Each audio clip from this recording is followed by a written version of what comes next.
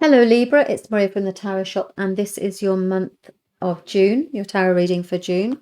I will be taking one oracle card, if you haven't been with me before, one oracle card and a couple of tarot cards to give you a flavour of the energies that are coming up for the following month, and to see if there's a message that the cards want to give you.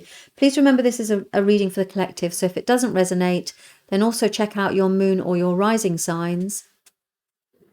And that's it. Right, let's get on with it then. So it's Libra for the month of June. I could feel myself starting to waffle, so I have to tell myself off there. So Libra, the month of June. What do you have in store? What would you like them to know? What would you like the collective of? There we go. Okay, so we need to take some time out for reflection. This card is pause for reflection. Let's see what we've done. You must have achieved something. Let's have a go. That's 6 cards for Libra. We're watching our money grow. Libra for June. Libra for June.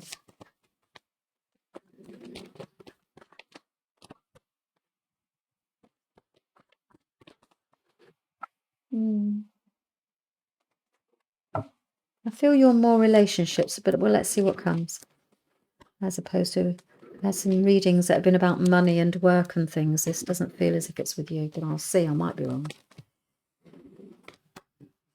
Oh, this is very similar to a reading. Well, this one. This one and this one.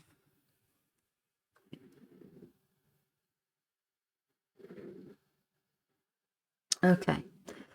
So at the beginning of the month, you're very focused on how you can watch your money grow. So how can you increase your income? How can you get more money to pay for things? It feels as if you're fighting off. It's almost like the wolves are at the door. Do you mean like the wolves at the... So you're paying bills and all those sorts of things. And it feels as if you're trying to look at a way as to how you can settle more bills. So even though I said it was relationships, it feels as if it's something you're doing together. I don't feel as if you're on your own with this. I feel as if you think you're on your own, but actually you're not. So let's have a moment to talk about the star card.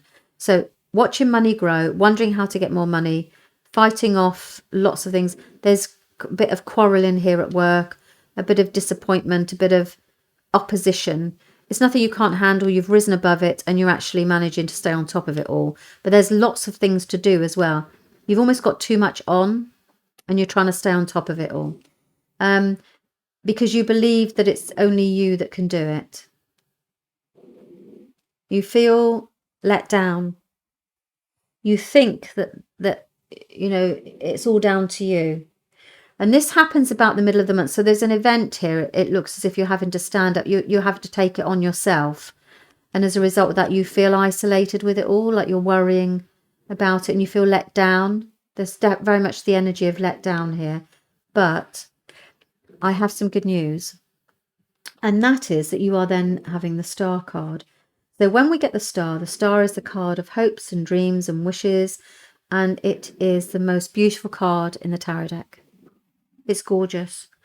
When the star comes, I always suggest that you take a moment to make a wish for whatever it is that you want in this life, because you deserve happiness. You're entitled to it. And the universe is now listening to you. So when you hear my voice, I'm going to give you 10 seconds to think about what it is that you would really, really like in this life. And then I'm going to be silent for you. And then you've got 24 hours really. So the energy of the message that I'm giving you now from the cards lasts for 24 hours. It's still strong. So you've got that little shadow, if you like, really after this time to be able to have a reflection if you can't think of something right now. I have a feeling you know what you want right now. But if you don't, then... Okay, so I'm going to be quiet for 10 seconds.